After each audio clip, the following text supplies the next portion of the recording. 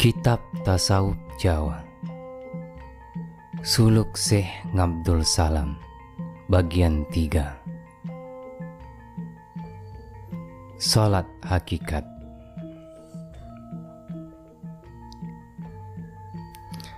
Ada lagi seorang murid yang amat cerdik yang berasal dari Ngadireja menghadap gurunya. Sang pertama menyambutnya dengan ramah. "Anakku, duduklah." Muridnya segera duduk penuh hormat. Kepada sang pertapa, Syekh Ngabdul Salam dengan penuh hormat muridnya berkata, "Rama, perkenankan hamba bertanya. Hamba mohon diterangkan makna ilmu syariat, tarikat, hakikat, dan makrifat, serta perbedaannya yang satu persatu secara terinci." Sang pertapa menjawab dengan ramah. Pertama, ilmu tarikat. Kuterangkan lebih dahulu kitab usul yang memuat lapal ilmu tarikat. Ya araba, ya rabbahu, ma ara nafsahu pakatin. Siapa yang mengetahui tentang dirinya, ia benar-benar tahu terhadap Tuhan yang Maha Kuasa. Pada mulanya berasal dari dirimu yang mencakup 16 macam. Pertama, yakni jenis jasad yang berasal dari ahadiyat. Ada 8 banyaknya. Yang dari ayah ada 4 jumlahnya, yaitu otot, tulang, bulu, dan sumsum. Yang berasal dari ibu yaitu kulit, darah, daging, dan jeroan, genap 8 macam. Sedangkan yang berasal dari Tuhan, jumlahnya juga 8, yakni berasal dari wahdat. Alam insan kamil itu sukma murba kawannya, yang menjelma menjadi pikiran yang nyata. Tempatnya di situ.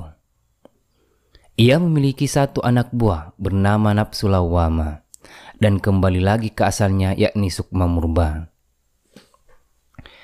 Jika sebagai imam, ia Imam Hanafi. Ketika menghadap Ka'batullah, di sebelah utara ngabet rumahnya, sehingga ia menghadap ke selatan, hari wage miliknya, hitam warnanya. Jika sebagai dewa, Batara Wisnu namanya. Apabila sebagai malaikat yang turun ke bumi sewaktu diutus Tuhan, bernama malaikat Jibril. Pada waktu berada di dalam istana yang sukma murba namanya, ia memiliki pintu gerbang sewaktu keluar mengemban tugas. Sesungguhnya yang dimaksud dengan pintu yakni kedua bibir. Dari situ keluarnya. Apabila engkau membicarakan hal-hal yang serba baik, asalnya dari Tuhan. Apabila engkau berbicara yang serba jelek, pembicaraan itu berasal dari abdinya yang bernama Lawwama. Nak, adapun kesenangannya ialah makan, beristri, marah, dan mudah tersinggung.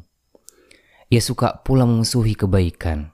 Kesenangannya menimbulkan amarah dan sakit hati yang menjadi-jadi dan berkembang. Sedangkan yang kedua, sukma langgeng namanya, yang menjelma menjadi akal nak. Tempatnya di situ. Jika sebagai imam, ia Imam Maliki. Tempat tinggalnya di sebelah barat Ka'bah. Jika sebagai dewa, namanya Batara Kamajaya. Warna merah dan haripon miliknya. Ketika mengemban tugas, ia bernama malaikat Mikail. Ia juga sebagai malaikat air, mempunyai satu anak buah, Amarah namanya. Ia juga mempunyai 2 pintu, yakni kedua telinga. Maknanya pendengaran, dan disitulah ia keluar.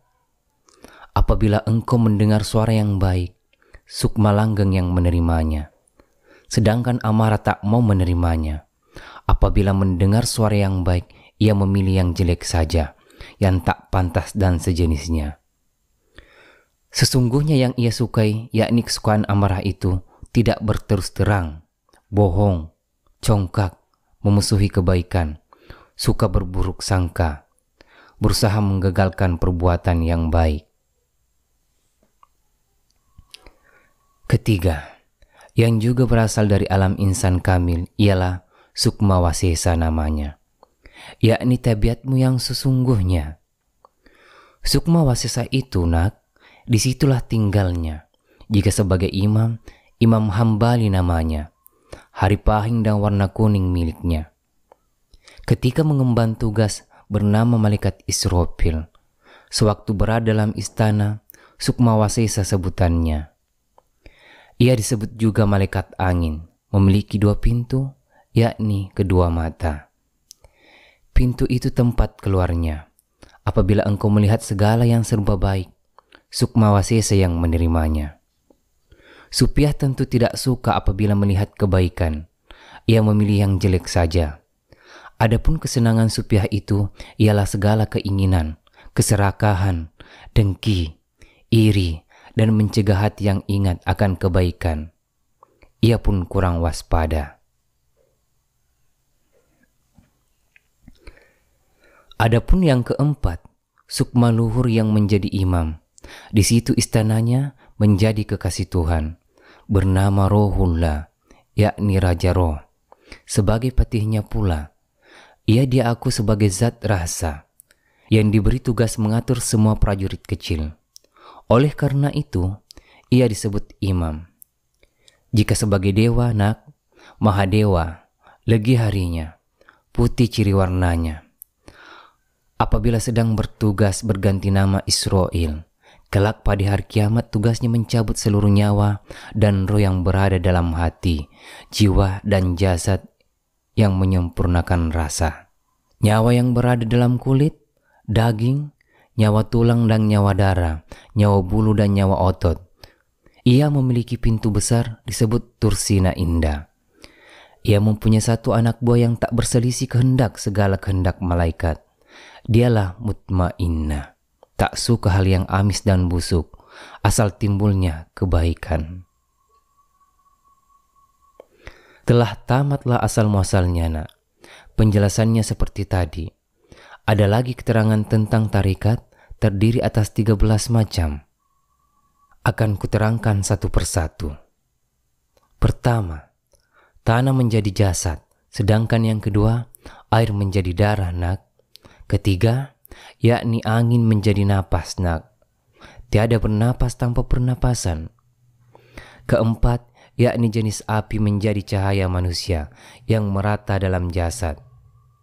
Kelima, yakni roh nabati yang menjadi nyawa bulu. Yang keenam, bernama roh hewani, yakni nyawa tulang manusia. Ketujuh, rohani namanya, yang menjelma menjadi nyawa darah. Kedelapan, yakni jasmani namanya, menjelma menjadi nyawa kulit. Kesembilan, anakku, roh ramani namanya, menjadi raja seluruh nyawa. Kesepuluh, yakni nafsu, yakni menjadi nyawa daging. Ke-11, yakni roh surani namanya, menjadi nyawa cahaya dalam otak. Ke-12, Joharmani, tak dapat diterangkan. Ke-13, bumi sebagai tempat, yakni tempat tinggal manusia. Apabila mati, disitulah tempatnya. Meskipun jauh terpaksa didatangi, setibanya di bumi, manusia terus mati. Tamatlah keterangan tentang tarikat, nak. Engkau harus tahu benar makna tarikat itu, nak. Harus dapat melihat isi raga. Oleh karena itu, kalian harus teliti. Raden mengucapkan terima kasih. Kuterangkan tentang hakikat, yakni segala perilaku manusia. Jika melihat atau mendengar sesuatu, engkau jangan merasa memilikinya, meskipun berbagai macam ya, begitulah kehendaknya. Yang tertulis dalam kitab Fathul Mubin bunyinya demikian, Alamu Dailahu, yang maknanya tiada yang disembah kecuali Tuhan yang Maha Kuasa, Dia pengucap tunggal. Sedangkan lapan la mawujud ilahi itu mempunyai makna seluruhnya tiada yang berwujud, seluruh isi air dan bumi, segala yang tampak, tak ada yang hidup kecuali Allah yang disebut hidup, semuanya itu mati.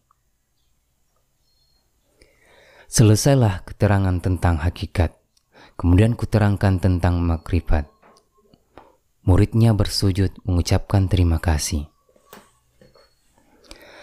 Makna makrifat itu yang sesungguhnya engkau harus mengetahuinya. Hidup itu awal dan akhirnya berasal dari mana? Yang tercipta lebih dahulu badanmu seluruhnya. Apabila tidak tahu apa yang tercipta lebih dahulu, itu masih bodoh, belum dapat disebut makrifat orang itu. Dan lagi, selama orang hidup dengan segala perilakunya, ia berasal dari mana? Apalagi apabila kau mati, di mana bertempat tinggal? Di mana kerat itu? Sebenarnya tempat orang jahat. Tempat yang sesungguhnya adalah Darussalam. Apabila orang tidak tahu Darussalam itu, nak, ajalnya akan mengambang, melayang-layang tak tahu tujuan. Apabila orang tidak tahu tentang kesempurnaan ajal dan kesempurnaan hidup, ia akan bingung bagai orang mabuk kepayang. Bersambung.